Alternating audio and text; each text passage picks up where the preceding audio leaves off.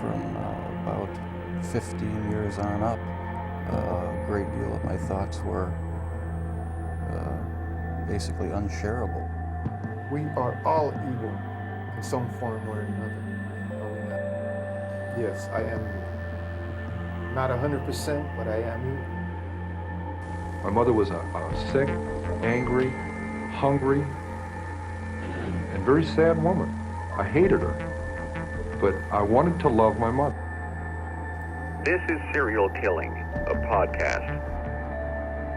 Hello again, and welcome to Serial Killing, a podcast.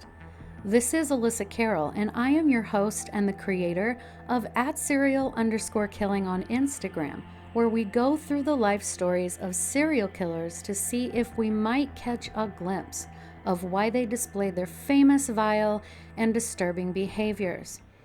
And I want to apologize ahead of time because I'm halfway losing my voice. I went to a rock concert, most of you know, so bear with me. This week's podcast will be on Willy Pickton. Robert William Pickton was born on October 24th, 1949 in Port Coquitlam, British Columbia, Canada. Now, we've gone through what happened during this time many times, so here's just a quick look. The Geneva Convention agreed on how prisoners of war were to be treated, which is to say that it outlawed murder, torture, degradation and humiliation, hostage-taking, or sentencing and executing persons outside of court. This, of course, came out of World War II. The average cost of a new house was around $7,500. The average annual salary was nearly $3,000. A new car would, on average, set you back close to $1,500.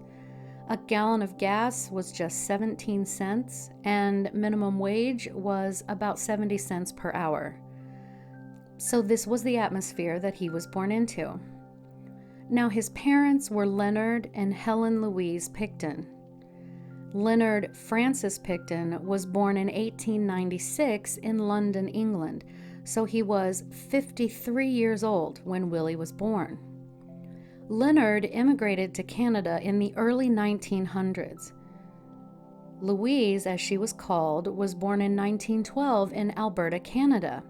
That would have made her 37 when she had Willie. Linda was born 2 years prior, and Dave 2 years after Willie. The couple were poor, to say the least, but they always had meat due to their pig farm, milk from a few dairy cows they had, and though she didn't particularly enjoy it, Louise always baked bread. They were able to keep a roof over their heads. Louise also made their children's clothes. Leonard and Louise inherited their first farm from Leonard's family, who had homesteaded there more than 100 years ago.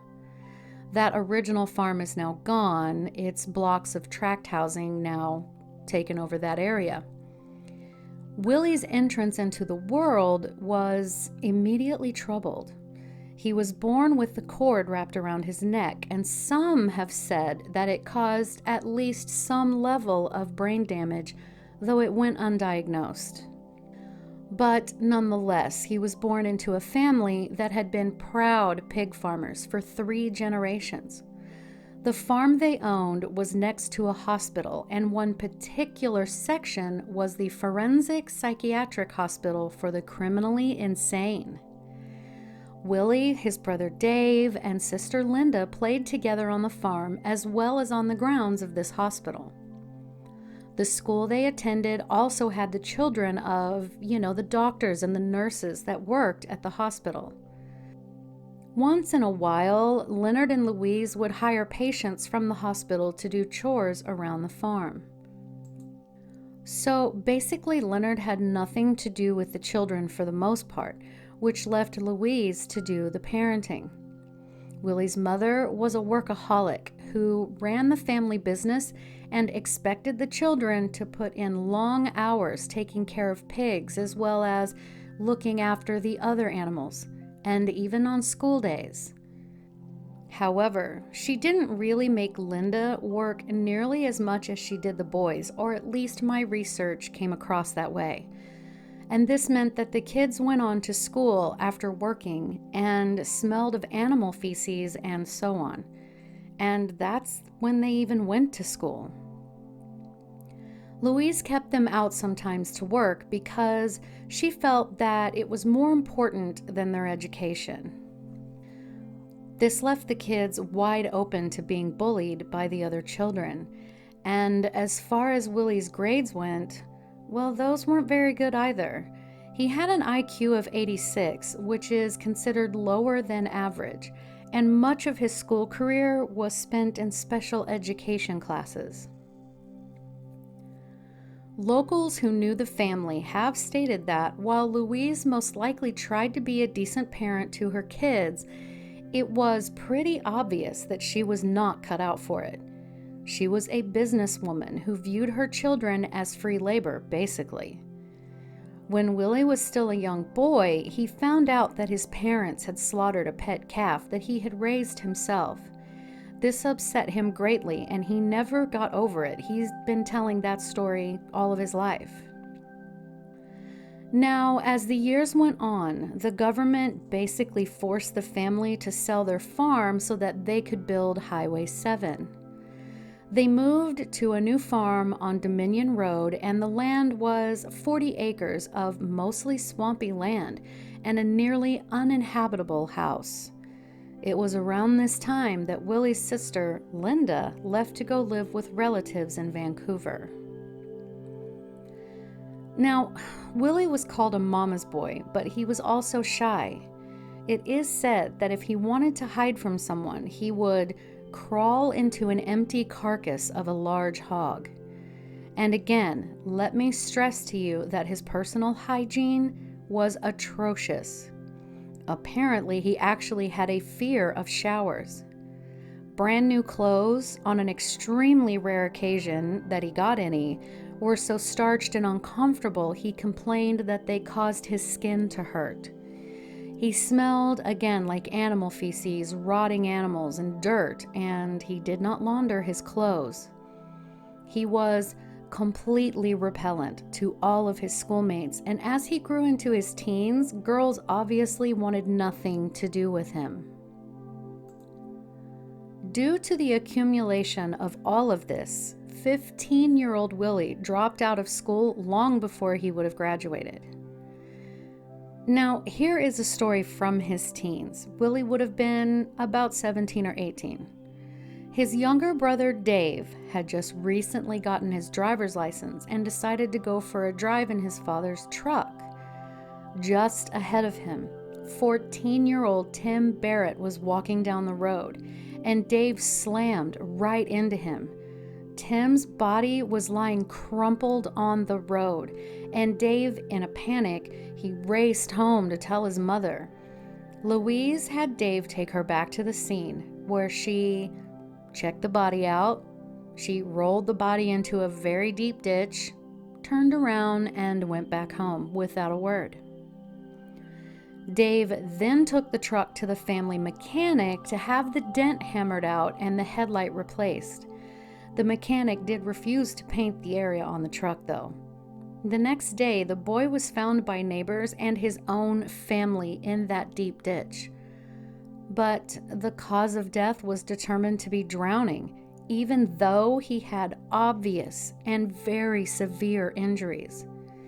And while it's not thought that Willy had anything to do with this, it's actually more telling about Louise's mindset and behavior. So that was Willy's childhood. We already see that the father married after a life of near bachelorhood to a woman a generation younger than him. His mother was 37 years old when she had him. Well, in this day and age, that's not really a big deal, but back then, that was quite an advanced age to be having children. I saw no evidence of her having any children prior to the 3 she had with Leonard, so we can kind of assume that she put off marriage and children for quite some time, compared to others from her generation. It is said that she was just not cut out for the intimacy, the affection, and attention that being a parent requires. So we very well might see Willy as possibly having an attachment disorder, but don't quote me on that. His father, again, had little to nothing to do with the actual parenting of any of his children, which sadly isn't entirely uncommon for those times. Now, Louise was prone to keeping her children, especially the boys, home from school, but I think we can agree that it was more out of necessity than anything.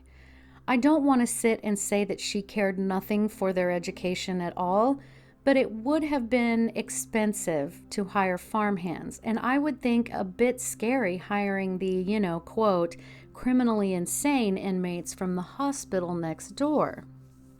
We know that the family was quite poor, and it is extremely hard work keeping up with an animal farm raised for meat. And someone had to butcher the hogs, deal with the entrails, the internal organs. Then there is the feeding, the manure shoveling. I mean, the list is on, and that would be quite a lot to handle for an aging woman and her nearly elderly husband. I would think keeping the boys home to help with the farm was just kind of a necessary evil. But that level of hard work, little to no time for play, and then of course you have children who obviously would carry around a certain odor from that work. The other kids found them repellent, and especially Willy, because he did not want to bathe at all. Now, there are a couple of theories as to why he was this way. Some psychologists believe it could stem from him being uncomfortable around people, and therefore the smell kept people away from him. This certainly doesn't sound unreasonable when you consider he really had little to no childhood or learned those, crucial social skills that we all have to. It seems reasonable that, while not the best way to accomplish it, not bathing would certainly work. There was another small blurb, if you will, where I found that Willy complained terribly on the rare occasion that he actually received new clothes and had to wear them. He said that they irritated his skin to the point that it was painful. Now, my immediate thought was that perhaps he had a skin allergy to whatever starches might have been used on the clothes from the factory, because certainly if his mother laundered the clothes before he wore them, well, his skin would be used to whatever soap she used. Or was it potentially the possible increase in attention given to him when he was in these clothes? Did he have some level of anxiety and the stress manifested itself into irritated, itchy skin? I don't know, but I truly feel that there's something there. There is another story that states that once he was upset, he hid inside a pig carcass. Now, here again, we see a child choosing the opposite of what most of us would ever do as children if we wanted to hide. Of course, the blood and bone and mess that comes along with meat production was all Willy ever knew growing up. But I still find it fascinating that he chose an emptied out carcass to hide in. Again, he seems to have chosen filth as a defense or coping mechanism. One more telling thing about Willy is really about his mother's reaction to Dave's car accident that killed that other teen. I can fully sympathize with Dave as he went running to his mother for what to do, and I can also understand her possible want to protect her child from any consequences of what we all assume was just an accident. But the fact that Willy knew his mother had just rolled the boy's body down a steep ditch and walked away with no remorse or guilt would speak volumes to him. Where is the respect for life? Children watch their parents closely to learn how to react to and handle different situations. A parent must always, no matter how they personally feel, do their very best to make sure their children understand right and wrong, consequences and empathy. I cannot stress that enough. Teach your kids empathy. But of course, we weren't there, right? So we don't know what she said to her boys, being that their sister Linda had long ago moved away. We don't know if she addressed it at all. Perhaps she just sort of brushed her hands off, walked away, and pretended as if nothing happened. And lastly, we know Willy was born with his umbilical cord wrapped around his neck. This is usually harmless, but sometimes it can cause birth asphyxia. It happens in about 15 to 35% of pregnancies. If this happens, it can interrupt normal blood, nutrient, and oxygen exchanges to the baby. A form of brain damage from this is called, it's a big word, hypoxic ischemic encephalopathy, which can cause a whole host of issues, including cerebral palsy, epilepsy, hearing or vision impairments. But I think what we might have in this case is that it caused cognitive disabilities. It could significantly limit both the intellectual and adaptive behaviors in growing children. There could be developmental delays and so on. He supposedly had an IQ of 86, which is above the level of 70 to be classified as having an intellectual disability. So I'm kind of on the fence with this aspect of his childhood, but it certainly could have contributed. So let's get back into it. Not much else has been said about Willy's young adult life. His father died in 1978 at 83 years old. Willy at this point was 30 years old. We can just assume that he continued to work on the farm, life went on. But then just over a year later, Louise died. The estate was worth a fair amount of money, and Linda and David actually got their inheritance nearly immediately. But Louise had put a stipulation on Willy's portion. It was to be put in a trust until he was 40 years old, which was almost 10 years away, and that his two siblings would manage that trust until Willy could get it. Needless to say, he felt humiliated, betrayed by his mother. I can't seem to find the details, but it is said that he began to get into trouble with the law pretty quickly. He was arrested for sexual assault and assault of a prostitute. Willy also began sort of referring to his little brother as his father, saying things like, quote, "I'll tell you, but don't go tell my dad," unquote. But he'd be talking about David. Of course, David was basically running the pig farm, and he did look after his brother. Linda was, at this point, working in real estate, and she had very little to do with the farm business. But people said that Willy and David were kind and hardworking. They described David as, quote, "as sharp as they come," unquote. Now, Dave sold off a sizable amount of acreage, and he and Willy became multimillionaires. They then ran an unlicensed slaughterhouse on the property they had decided to keep. By 1983, Willy was leaving his farm and driving into Vancouver to pick up drug addicts and prostitutes, luring them with an offering of drugs and drive them back to his farm.